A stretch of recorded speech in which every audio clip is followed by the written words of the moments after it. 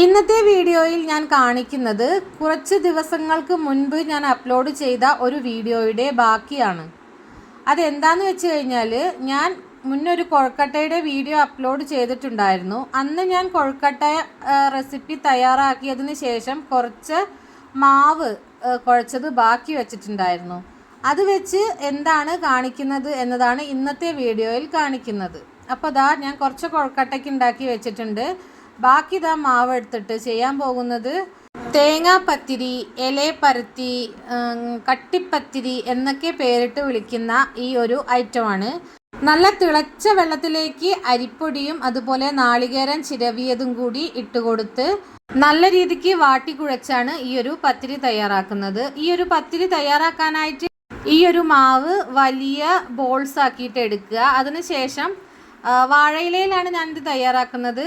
വാഴയിലയിൽ എണ്ണ പുരട്ടിയിട്ട് കൈ വെച്ച് നന്നായി ഈ ബോൾ പ്രസ് ചെയ്ത് ഞാനിപ്പോൾ കാണിക്കുന്ന ഈ ഒരു പരുവത്തിലേക്ക് ആക്കിയെടുക്കുകയാണ് ചെയ്യുന്നത്.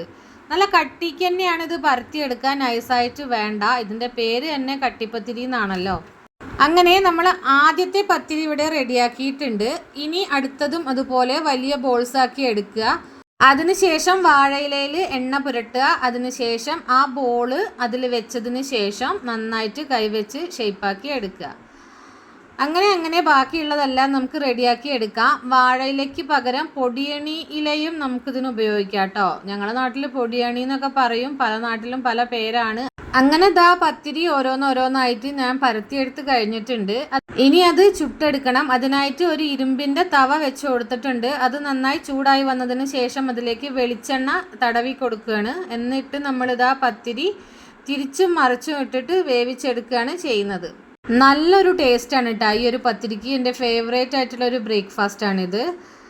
നല്ല രീതിക്ക് തന്നെ ചുട്ടെടുക്കുക. പിന്നെ ഇത് ചുടുമ്പോൾ ശ്രദ്ധിക്കേണ്ട കാര്യം എന്താണെന്ന് വെച്ച് കഴിഞ്ഞാൽ പെട്ടെന്ന് മറിച്ചിടണം. ഒരുപാട് സമയം ഈ ഒരു ഭാഗം തന്നെ കല്ലിൽ കിടന്ന് വേവിച്ചെടുക്കരുത്. അപ്പം പെട്ടെന്ന് അപ്പം ഡ്രൈ ആയി പോവും. അപ്പം അത് തിന്നാനൊരു ടേസ്റ്റും ഉണ്ടാവില്ല.